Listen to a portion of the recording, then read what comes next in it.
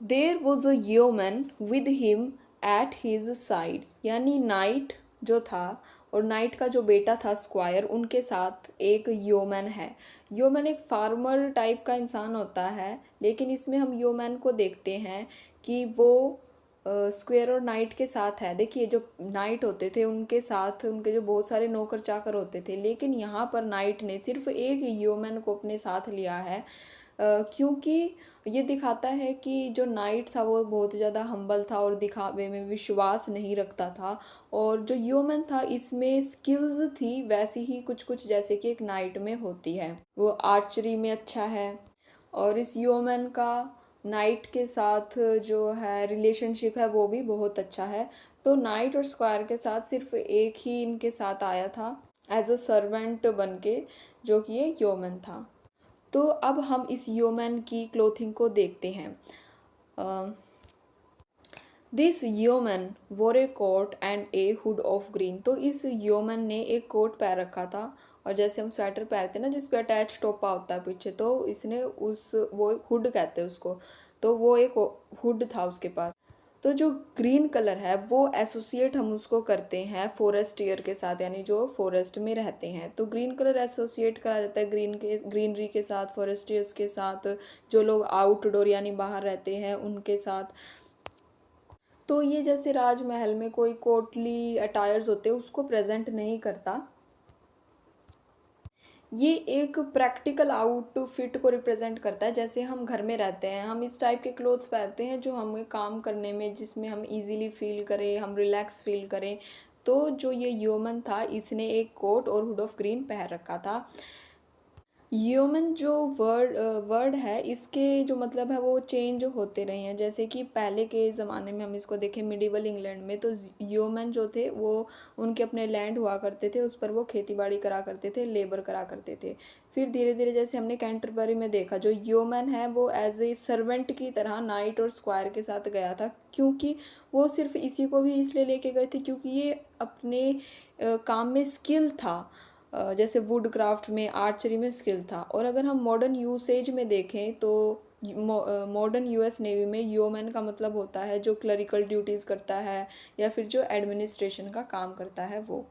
तो हमें इसे कॉन्टेक्स्ट के हिसाब से देखना है। तो हमारी जो ये पोएम है इसमें ह्यूमन का मतलब है ये एक सर्वेंट की तरह एक आदमी है।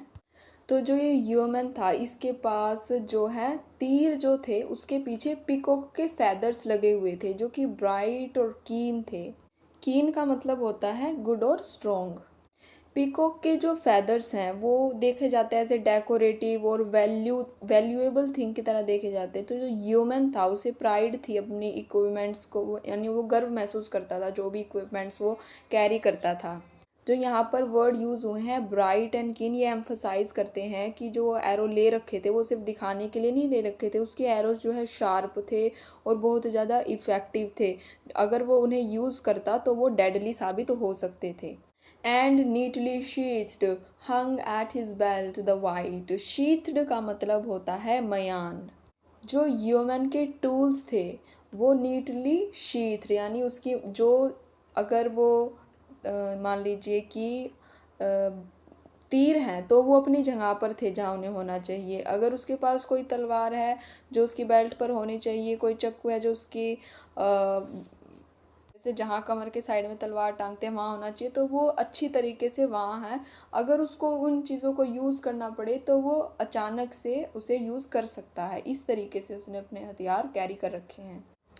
For he could dress his gear in human style, यानी ह्यूमन को पता है कि उसे अपने हथियारों को कैसे रखना चाहिए। His arrows never dropped their feathers low and in his hand he bore a mighty bow। तो ये लाइन सजेस्ट करती है जो उसके एरोज थे वो अच्छे से अपने स्थान पर है, वेल इक्विप्ड है, और जो उनकी शार्पनेस है, उनकी जो जैसी शेप में होने चाहिए उसी शेप में है। अगर वो उन्हें यूज़ करेगा तो वो बिल्कुल सीधे फ्लाई करेंगे। और उसके हाथ में जो बो उसने ले रखा है वो ये दिखाता है कि वो उस जो भी इक्विपमेंट उसने ले रखा है उसमें स्किलफुल है। His head was like a nut, his face was brown, he knew the whole of woodcraft up and down. तो यहाँ पर सिमिली का यूज़ हुआ है। येओमैन का जो हेड है उसको नट के साथ कंपेयर किया गया है कि वो थोड़ा सा जो है कॉम्पैक्ट है, उसका जो है टफनेस और रेजिलियंस को डिफ़ाइन करता है, यानी स्ट्रॉन्गनेस को डिफ़ाइन करता है। और उसका जो ब्राउन कलर है वो ये दिखाता है कि वो बाहर रहने वाला इंसान है, जो कि इस धूप के अंदर काम करता है, जो भी उसे करना होता है, यानी बाहर रह रहकर उसका जो रंग है वो काला हो गया है, ये सजेस्ट करता है, इसीलिए उसको टैनिंग हो गई है। फिर जो नेक्स्ट लाइन है वो सजेस्ट करती है कि वो अपने वुड क्राफ्ट में, यानी लकड़ी का जो भी काम है उसमें बहुत ज़्यादा वो स्किल्ड है, फॉरेस्ट्री, क्योंकि उसने ग्रीन कपड़े भी पहन रखे हैं तो उसे फॉरेस्ट से रिलेटेड काम है, हंटिंग से रिलेटेड काम आता है, ट्रैकिंग और कैसे जंगल में सर्वाइव करना, उसे सब कुछ आता है। A saucy brace was on his arm to ward. To ward, WARD, ward का मतलब होता है अपने आप को रक्षा करना अगर कोई तुम पे हमला कर रहा है। तो उसके हैंड पर कुछ ऐसे इक्विपमेंट लगा हुआ है जिसकी वजह से वो अपने आप को बचा सकता है अगर कोई उस पर हमला करे। सोसी का मतलब होता है थोड़ा शानदार दिखने वाला, स्टाइलिश। इट फ्रॉम द बो string and a shield and a sword, यानी कि उसके हाथ पर ब्रेस लगा हुआ है, अगर कोई उस पर किसी तीर से हमला करता है या तलवार से हमला करता है, शील्ड से हमला करता है, तो वो जो ब्रेस लगा हुआ है येओमैन की बचने में मदद करेगा। Hung at one side and at the other slipped a jaunty dirk spear sharp and well equipped, यानी जिस तरीके से उसने अपने हथियार अलग अलग जगह पर अलग अलग तरीके से रख रखे हैं, वो एक बैलेंस को शो करते हैं और उसकी एजिलिटी को शो करते हैं।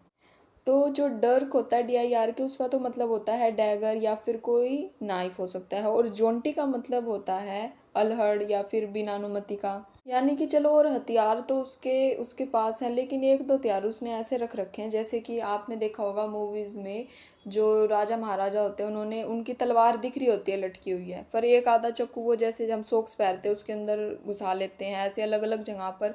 तो ऐसे ही हथियार जो रखते हैं, ऐसे ही इसके पास भी एक शार्प नाइफ हैगा जो कि येओमैन के स्टाइल को और उसके कॉन्फिडेंस को रिप्रेजेंट कर रहा है।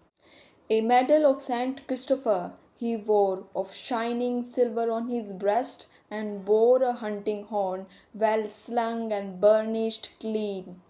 तो जो सेंट क्रिस्टोफर थे वो उन्होंने क्या करते थे, वो ट्रैवलर्स की यानी जो यात्रा करते थे उनकी प्रोटेक्शन करते थे। जैसे मान लीजिए कोई यात्रा कर रहा है, मान लीजिए वो खाई में गिर गया, किसी ने उसके ऊपर हमला कर दिया, तो इन चीज़ों से लोगों की, ट्रैवलर्स की रक्षा करते थे। तो उसने एक मेडल पैर रखा था सेंट क्रिस्टोफर का जो कि शाइनिंग था, शाइन कर रहा था, यानी उसकी मेडल की जो खूबियाँ थी वो बता रखी है कि मेडल शाइनी था। हंटिंग होता है शिकार करते टाइम जो भी एक भोंपू टाइप आप बजाते हो वो होता है हंटिंग हॉर्न।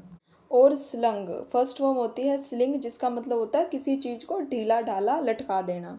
बर्निश का मतलब होता है, मान लीजिए आपको कुछ एस्थेटिक दिखाना हो, जैसे पेज को आप थोड़ा थोड़ा साइडों में से जला देते हैं और हम देखते हैं ऐसे बर्निश लुक देने के लिए अलग अलग तरीके के पेंट आते हैं। तो वो जो भोंपू येओमैन के पास था वो वेल बर्निश था, वेल क्लीन था और ढीला ढाला लटका हुआ था।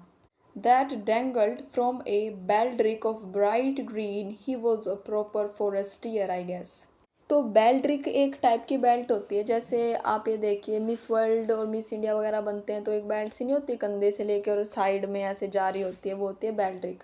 तो वो उसने पहन रखी थी भाई, वो उसके जो भी तलवार वगैरह होगी उसको अच्छे से मेंटेन करने के लिए उसने रखी हुई थी, मतलब उसके इक्विपमेंट्स इधर उधर खिसके ना, इसलिए उसने वो बेल्ट्रिक पहन रखी थी। यानी उसको देखकर ऐसे लग रहा था कि वो एक फॉरेस्टियर है, यानी फॉरेस्ट में रहने वाला है और उससे रिलेटेड उसको सब काम आते थे, उसके पास सारी स्किल्स और सारे एक्सपीरियंस थे।